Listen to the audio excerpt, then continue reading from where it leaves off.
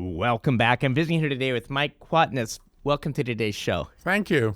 So, Mike, for the listeners, can you give background on your expertise in your business, the venture industry? So I'm one of the weird people in the world. So I started off and have a PhD in mathematical modeling, and then I also have an MBA in finance and accounting. So I kind of know the accounting side, the modeling side, and so on. I went to Wall Street, and I was ranked as the top analyst in hardware and second in software, the only one to have that double ranking. So have pretty good. And then after 10 years on Wall Street, a group of us left and formed Azure, which is our VC firm. And I've been there since then. So for a typical client for Azure is what type of what's an ideal client for you? Well, we have investors in our funds, and then we invest in startups. Mm-hmm. So a couple of the successful ones, we had a company, Bill Me Later, which I invested in, and they were the first successful online credit card, and they were acquired by eBay eventually for $1 billion. So I was very happy with that. I was I think we were the only VCs that invested in VMware. And that was pretty successful. Today, VMware is probably worth 40 billion. Unfortunately, we didn't get to own them through today, so they sold much earlier.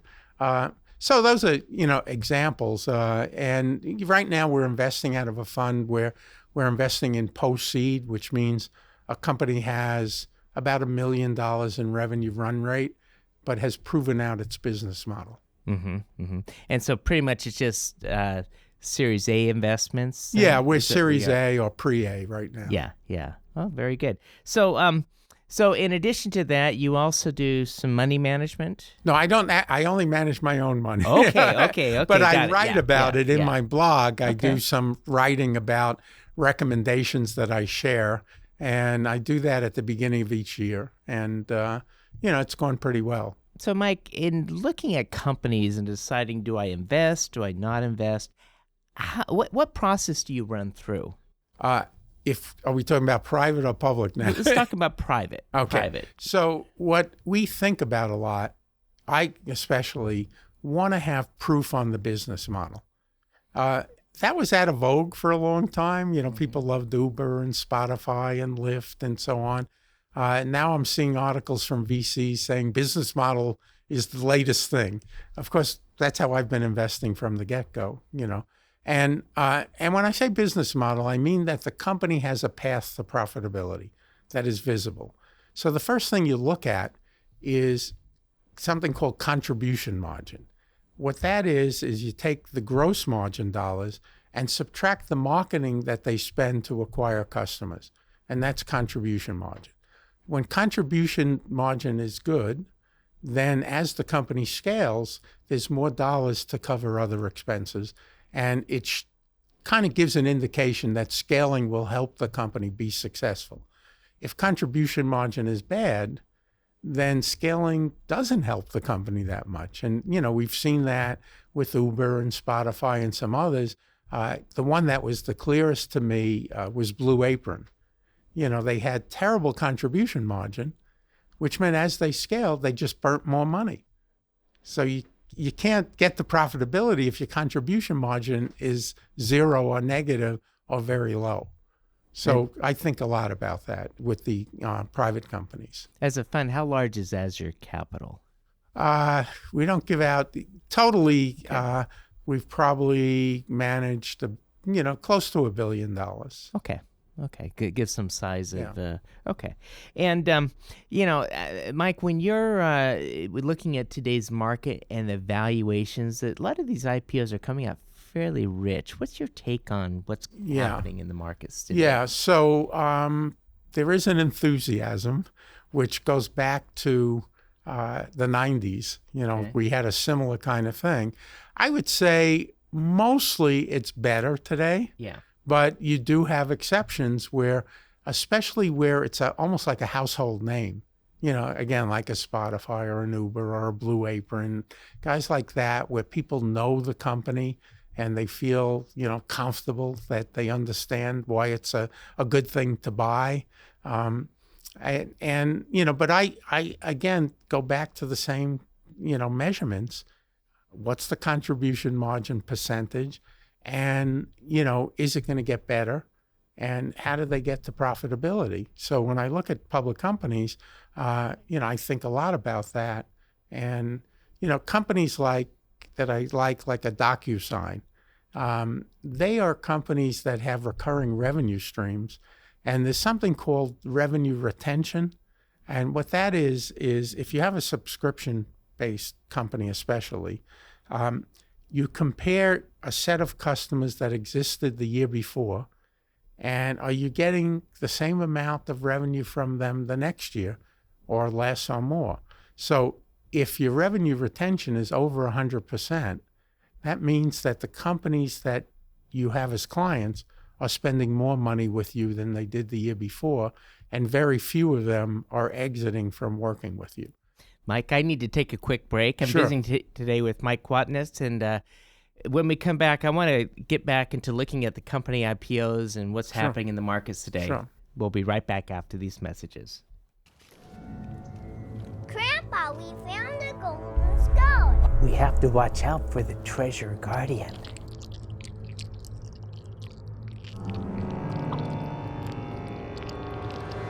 Oh no, the treasure guardians! Since you can't take your wealth with you, spend time with your family. Growco, servicing family office needs Okay, here we go. Now watch this. since 1964.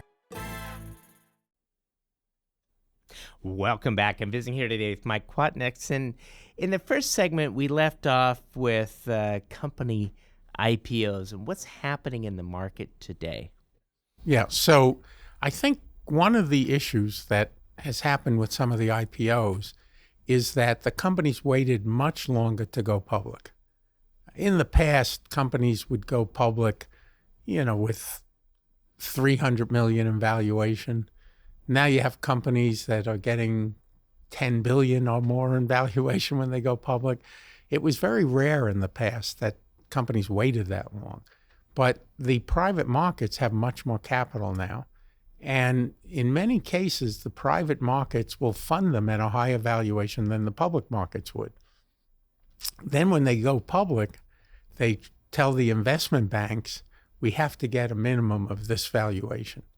So they're often going out at a little bit inflated valuation, whereas the thinking process in the past was have the company go public at a little bit less than it's worth so that there would be a little pop in the public markets, and it would help the stock longer term. It would be better for the company to leave a little on the table in terms of the money they raised and get a better long-term following of investors into the stock.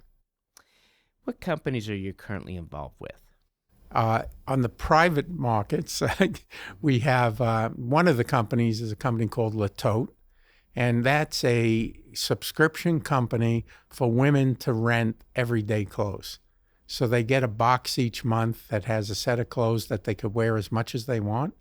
And when they're done, they could buy some of the clothes or they just can send them all back. The average woman has over 20 items in her closet that she will never wear and about 100 items that she'll wear 2 times or less.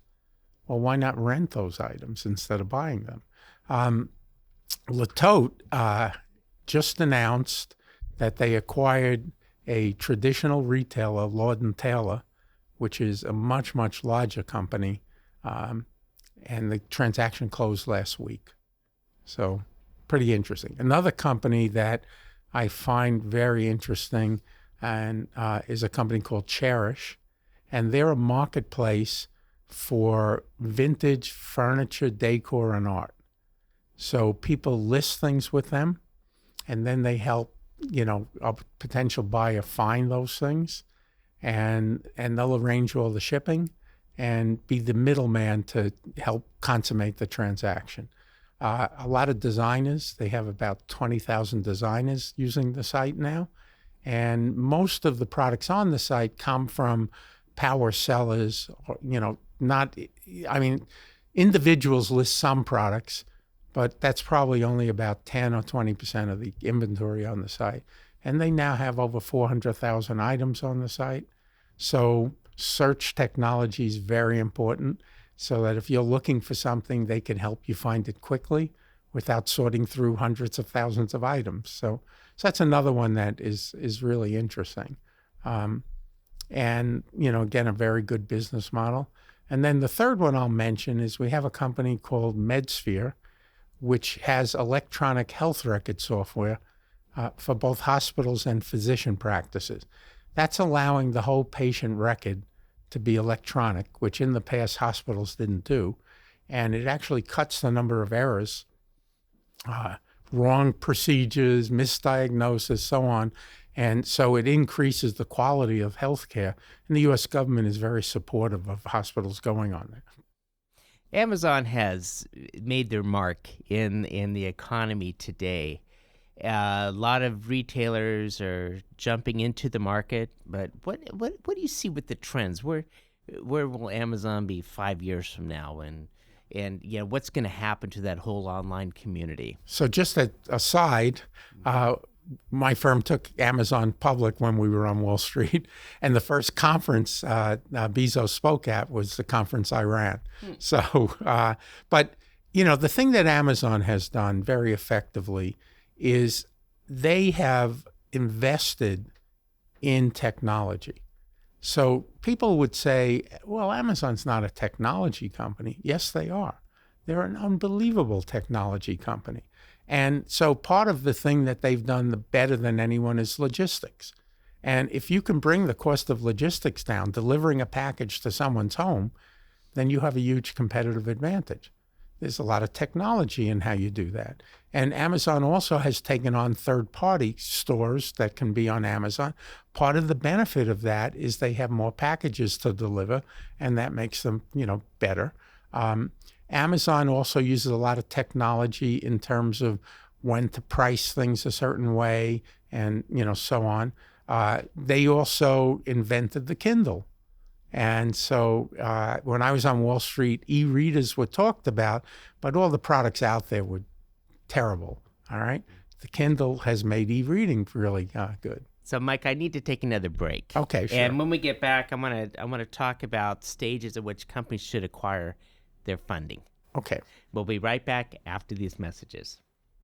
Grandpa, can we do chemistry? Papa, Daddy. Grandpa, let's do something fun.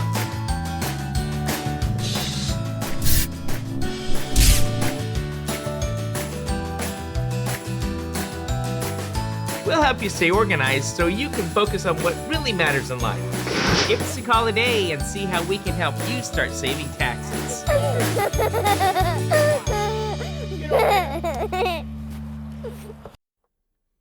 Welcome back. I'm visiting here today with Mike Kwatinetz. And in the last segment, Mike, we were talking about Amazon and we ran up against the break.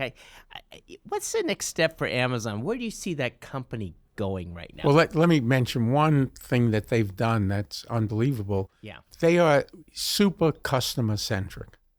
And other companies aren't necessarily as customer-centric as Amazon. So, I bought something on eBay, and there were some problems with it. And basically, they left me on my own to try to rectify the thing. We buy a lot on Amazon. One time, the thing didn't get delivered. We contacted them. They said, we'll send you another one. Didn't ask anything. Get the other one. And then about a week later, I find the first one. It was under a bush, So we contacted them and said, what do you want us to do? We found it. They said, just keep it. Now, when you do things like that, you create tremendous customer loyalty. A lot of the other brands don't know how to do that. So that's an important thing, to be customer-centric and think that way. So, Mike, where do you see Amazon heading right now?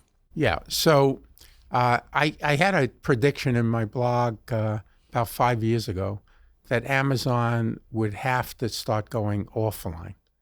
And it's a very simple reason for that. Amazon wants the majority of the market. 75% of purchases are still offline. So they had to think through what is it that means for us. So they started a few years ago opening some Amazon bookstores, and but the bookstores work differently, where they're using all of their online data to decide what books to stock in the store, and you could also buy online at the store. So they're trying to blend online and offline at the store. Second thing that they've done more recently is they opened something called the Go Store, which I'll say it's kind of a competitor with 7-Eleven. You can get a sandwich there. You can get kinds of goods that would be in a 7-Eleven. The difference between them and 7-Eleven is there's no people. It's all 100% automated. So you download the app. You can't get into the store without it, and the door will open if you have the app. When you pick something off of a shelf, it knows that it goes into your cart without you telling it anything. So you have no manual things that you have to do other than pick your food or pick, whatever else you're buying there. And then when you walk out the store, it charges you for it. So they have re-envisioned economics of a physical store. I'm expecting them to also open broader stores that have samples of product in the store, but you don't actually get it when you're, in the store, except for a few very fast-moving items, and they'll just get it to you the next day. So you're not waiting. And this way you can get to try on shoes. You can, anything that requires you to have a look and feel of it, it'll benefit Amazon by having that. Their distribution is so strong now that they're ready for that. That they haven't done yet. That would be for a host of items that currently, wouldn't go with the Go Store or the bookstore, but they're trying to sell everything. So, in today's market, we see companies delaying, going IPO, as you mentioned in the earlier segment. In your opinion, when should a company seek private funding versus go IPO? What's the ideal time? Well, first of all, when companies are early, they can IPO. Yeah. And you have to also, one of the things the government did after the meltdown in 2000 to 2002 is they created a set of laws that I felt at the time were wrong. They were more politically motivated than beneficial to the community, and it made it much more costly to IPO. So whereas a company could have IPO'd with 30, 40 million in revenue in the 90s, now the company's valuation needs to be much larger because they're going to have millions of dollars of extra costs when they IPO. So that's one reason that there's been a delay. The second reason is the private markets have been much friendlier to certain companies than the public markets would be. And we're seeing the effect of that when some of these companies IPO now. And that because of that, companies have waited much longer to IPO. So if they can get the funding privately, it's less of a hassle for them. There's less oversight on them. And, the valuations were very, very good. So, companies decided, hey, I can get to be $30 billion in value before I IPO. And we've had a couple of those, that are very high valuation, certainly in the billions, whereas in the past, that was not the case. So starting off, a company should seek funding from friends and family before they have a product. There's also a couple places you can go online where you get crowdfunding. And usually it's you say, here's what my product's going to be, pre-buy it before it exists, so that I'll get, orders early and know that it's there for me. And it's a way of testing out whether there's interest in the product. But, so the first stage typically would be friends and family type funding.